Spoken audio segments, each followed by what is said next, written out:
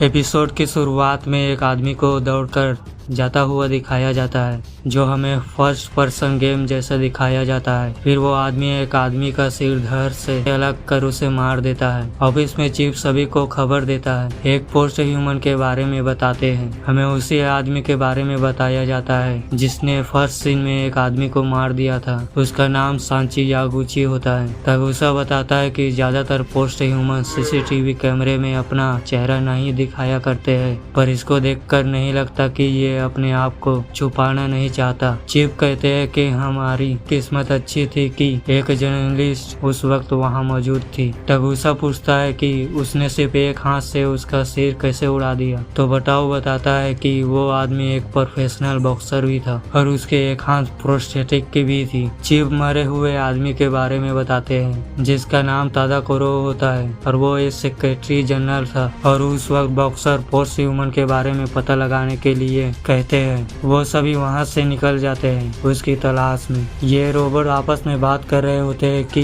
एक आदमी की वजह से सस्टेनेबल वार छिड़ सकती है। वहां पर टबुसा और बटाओ आते हैं जिनसे मिस ईजा मिलती है। मिस ईजा को पोस्ट ह्यूमन के बारे में उन रोबोट से पता चल गया था और बटाओ को गिफ्ट के रूप में एक वैक्यूम देती है जिसमें पुराने जमाने की सॉन्ग थी, पर बटाओ उसे लेने से मना कर देते हैं। अगले सीन में मिजरू उस मरे हुए आदमी की जानकारी निकालने को कहती है। मेजर की टीम बॉक्सिंग क्लब जाते हैं उस पोस्ट ह्यूमन के बारे में जानने के लिए। वहां पर पोस्ट ह्यूमन के कोच बताते हैं कि वो बहुत ही अच्छा बॉक्सर था और चैंपियन बनना चाहता था और वो देश के लिए कुछ करना चाहता था। पर एक मैच के कुछ दिन बाद वो आया तो उसे तेज बुखार था। यागुची अपना प्रैक्टिस एआर टेक्नोलॉजी की मदद से प्रैक्टिस करता था, जिसके कारण शायद उसके साइबर ब्रेन में कुछ गड़बड़ी हुई हो। फिर बटाओ को मेजर कॉल कर सेक्शन 9 में बुलाती है। मिस ईजा पुलिस नेटवर्क को हैक कर सभी को बताती है कि जिन भी लोगों को वो पोस्ट ह्यूमन मार रहा है वो सभी बाहर देश से है, यानी कि कोई भी जापानीज नहीं है और इन लोगों को यहाँ पर नकली आइडेंटिटी दिया गया है और उन्हें टोक्यो की राइजिंग प्रोजेक्ट को पूरा करने के लिए कहा गया है, पर इन्हें बिना कोई काम करे पैसा मिलने लगा। इन सभी बातों को चीफ प्रेसिडेंट को बताते हैं। चीफ कहते हैं शायद टाडोरो मरने से पहले रेफ्यूज लोगों को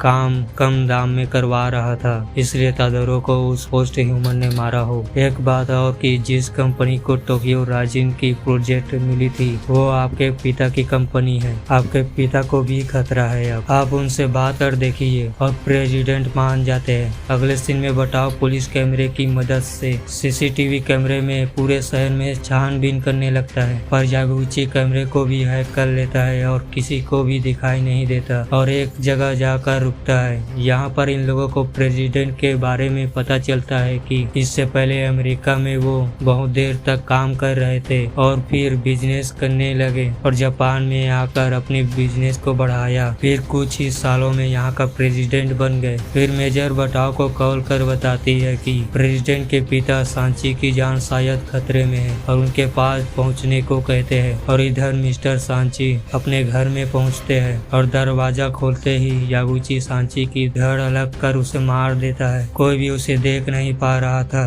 वो यहाँ से भाग जाता है। सभी बहुत ही ज्यादा दुखी थे। तभी वहाँ पर मिस्टर स्मिथ पहुँचते हैं और पब्लिक से पोस्ट ह्यूमन की जानकारी छुपाने के लिए कहते हैं और झूठी खबर फैलाने को भी। वो लोग खबर फैलाते हैं कि उनके पिता की मौत तबीयत खराब होने की वजह से हुई है और सभी और साथ ही पोस्ट ह्यूमन को जाल में फंसाने के लिए एक और खबर फैलाई जाती है कि टोक्यो राइजिंग का चेयरमैन और प्रेसिडेंट खुद ही रहेंगे। फिर हॉस्पिटल पर प्रेसिडेंट को मारने के लिए वही पोस्ट ह्यूमन आता है। उसे कोई देख नहीं पा रहा था। उसने न्यू टेक्नोलॉजी की मदद से डिफेंस सिस्टम को और तेज कर लिया था अपने इनविजिबल मोड को ऑन कर। वो गार्ड को मारते हुए प्रेसिडेंट के पास जाता है और पूछता है कि क्या सच में वो जापानीज के लिए अच्छा करना चाहता है, तो प्रेसिडेंट उसे हाँ कहता है। तभी वहाँ पर मेजर आकर पोस्ट ह्यूमन से लड़ती है। सिर्फ वही थी जो उसे देख सकती थी और वो पोस्ट ह्यूमन लड़ाई में बेहोश हो जाता है और मिस्टर स्मिथ की फोर्स टीम वहां आकर उसे ले जाती है। मेजर प्रेसिडेंट से पूछती है कि यागुची क्या कहना चाहता था, तो प्रेसिडेंट बताते हैं कि वो जानना चाहता था कि वो सच्चा है या नहीं। और ये एपिसोड यहीं पर एंड होता है।